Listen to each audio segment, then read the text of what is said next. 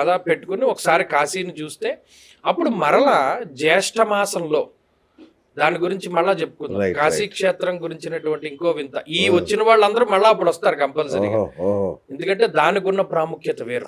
కాబట్టి ఏప్రిల్ 4వ తారీఖున ఇక్కడ నుండి బయలుదేరి వెళ్ళి కాశీ క్షేత్రంలో 9 రాత్రులు ఉండి మరలా తిరిగి వచ్చేటువంటి విధంగా చేస్తే బాగుంటుంది అని ఇది పరమశివుడి సంకల్పంగానే.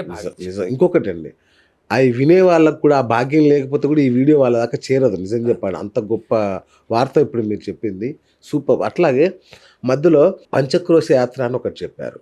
అంటే మేము ఇంతవరకు అయితే ఎప్పుడు కాశీకి వెళ్ళినా మామూలుగా దర్శనం చేసుకుని వస్తాం. ఈ పంచక్రోశ యాత్ర ప్రాధాన్యత ఏంటి? పంచక్రోశ యాత్ర ఇదివరకు కాలంలో చాలా ఇబ్బంది పడుతూ చేసేటువంటి వారు. కాశీ క్షేత్రం యొక్క విస్తీర్ణం ఎంతంటే 5 క్రోసులు. ఓకే, దాన్నే పంచక్రోశ అని అంటారు. 5 క్రోసులు. ఈ పంచక్రోశ యాత్ర చేస్తే కాశీ మొత్తం ప్రదక్షిణ చేసినటువంటి ఫలితం వస్తుంది. ఇప్పుడున్నటువంటి ప్రభుత్వం వారు కూడా మంచి వెసులుబాటు ఏం చేశారంటే రోడ్లవి చక్కగా విశాలంగా వేసి ఈ పంచక్రోశ యాత్రని ఆటోల్లోనూ కారుల్లోనూ తిరిగేటువంటి విధంగా ఏర్పాటు చేశారు. ఇదివరకు కేవలం నడకే సరిపోయేది. 5 క్రోసులు దాని విస్తీర్ణం. ఇప్పుడు మన అరుణాచలంలో ఎలా ప్రదక్షిణ చేస్తున్నాము అలాగే మొత్తం కాశీకి ప్రదక్షిణ చేసినట్టు. చాలా విశేషమైనటువంటి ఫలితం. కేవలం పంచక్రోశ యాత్ర చేసేటువంటి వాళ్ళు చాలా మంది ఉంటారు. అంటే కాశీ నివాసం చేసేటువంటి వాళ్ళకి ఒక నియమం ఏంటి అంటే ఈ పంచక్రోశాలు దాటి వెళ్ళకూడదు. అంటే ఈ కాశీకి ఉండేటువంటి బౌండరీలు దాటి బయటికి వెళ్ళకూడదు. చాలా మంది ఏమనుకుంటారు, 9 రాత్రులు నిద్ర చేస్తున్నాం, ఓ రోజు అయోధ్య వెళ్తాను, ఓ రోజు నైమిసారణ్యం వెళ్తాను అని అనుకుంటూ ఉంటారు. కానీ 9 రోజులు కాశీలో ఉంటేనే దాని ఫలితం. అలాగే కాశీలో గర్భవాసం ఎంత ఉందో అంతకాలం ఉండేటువంటి వారు కూడా ఈ 5 క్రోసులు దాటి బయటికి వెళ్ళరు. ఏమొచ్చినా అక్కడే ఉంటారు. తర్వాత కూప దర్శనం అన్నారు. కూపాలు, అక్కడ ఉండే కూపాలు అంటే బావులు ఇవన్నీ. సో ఆ వాటిలో స్నానం చేసిన, ప్రోక్షణ చేసిన ఏం ఫలితం కలుగుతుంది? చాలా విశేషం. ఇప్పుడు ఉదాహరణకి మీకు ఇందాక చంద్రకూపం అని చెప్పాను. ఇక్కడ ఎలా ఉంటుందంటే కాశీలో ప్రతి ముని లేదా ఎవరో ఒకళ్ళు ఒక లింగాన్ని ప్రతిష్ఠ చేయడం, దాని ఎదురుగుండా ఒక కూపం తవ్వడం. ఇప్పుడు జ్ఞానవాపి అనేటువంటి తటాకం ఒక కూపం ఉన్నది. జ్ఞానవాపి అనేటువంటిది ఎవరు తవ్వారు?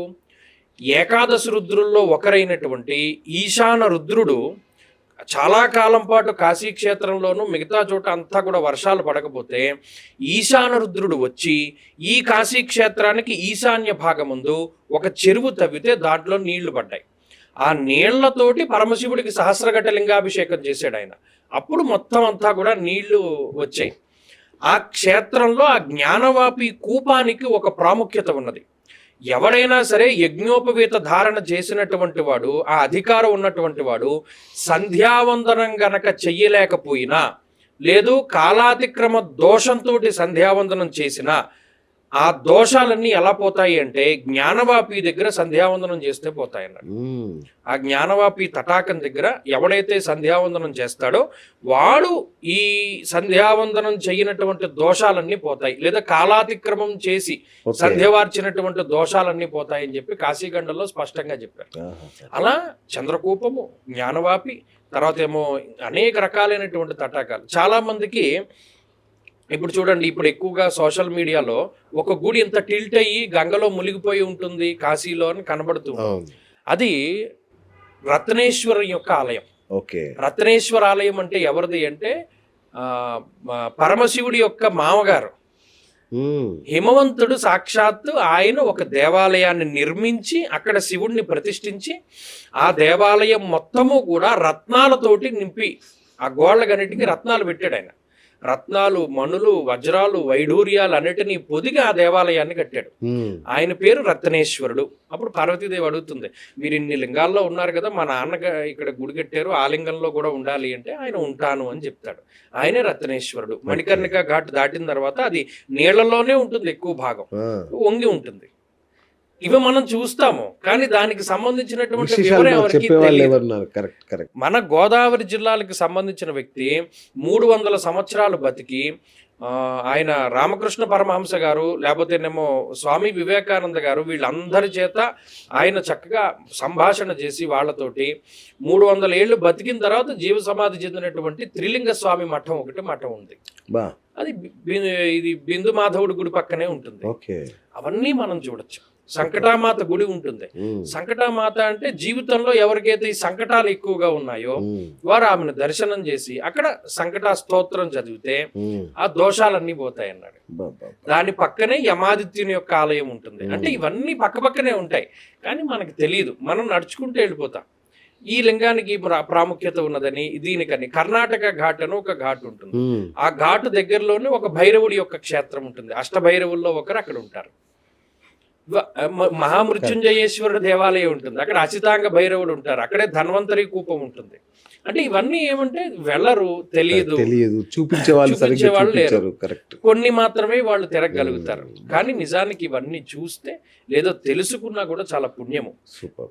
ఇప్పుడు చాలా మందికి దోషాలు ఉంటాయి కదా గురు, అలాంటి వాళ్ళు మీతో వస్తే ఈ నవగ్రహ ప్రతిష్ట దర్శనం అని ఒకటి అన్నారు, ఏంటి దాని ద్వారా జరిగే ప్రయోజనం? ఇక్కడ కాశీ క్షేత్రంలో విశేషించి మనకు ఉండేటువంటి గ్రహ దోషాదులకి వీటికి అక్కడ హోమాదులు గాని దానాదులు గాని, ఎందుకంటే ఇక్కడ దానం ఇస్తే ఒక రకమైనటువంటి ఫలితం, కాశీలో దానం ఇస్తే ఒక రకమైనటువంటి ఫలితం. అందుకని మేము ఎవరికైనా బాగా ఇబ్బందికరంగా ఉన్నటువంటి వాళ్ళకి కాశీలో హోమాదులు అవి చేస్తూ ఉంటాం. ఓకే.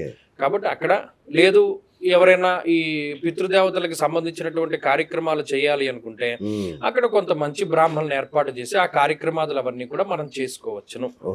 కాబట్టి కంప్లీట్ గా కాశీ క్షేత్రంలో మనం ఏవైతే పొందగలమో అవన్నిటినీ కూడా పొందగలిగేటువంటి స్థితి ఉంటుంది. ఇంకొకటి విన్నాను గురుగారు, మీరు కూడా చెప్పారు రుణ విమోచనేశ్వరుడు అని. సో ఆ రుణ విమోచనేశ్వరుడి దర్శన మాత్రం చేత రుణ బాధలు తొలగిపోతాయని, అప్పులన్నీ మటుమాయమైపోతాయని విన్నాను. నిజమా గురుజీ? నిజమేనండి, వెళ్ళాం. రుణ విమోచనేశ్వరుడు దేవాలయంలో కందిపప్పుతోటి అభిషేకం చేస్తారు చాలా మంది, అప్పుల బాధలు తొలగిపోవడానికి. ఎందుకంటే పరమశివుడే కదండి అంతాను. ఓకే. ఈశాన సర్వ విద్యానాం ఈశ్వర సర్వభూతానాం బ్రహ్మాధిపతిర బ్రహ్మణోధిపతిర బ్రహ్మ శివోమే అస్తు సదాశివం అన్నది వేదం.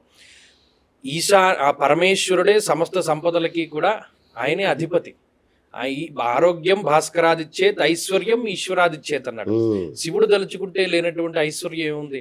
గొప్ప విశేషం ఏంటి అంటే మోక్ష లక్ష్మి మణికర్ణిక యొక్క పాదాల దగ్గర కూర్చుని ఉంటుంది. ఆ మోక్ష లక్ష్మి అటువంటి క్షేత్రం కాశీ. అక్కడికి వెళ్తే అసలు రానిదంటే ఏముంది, అన్ని.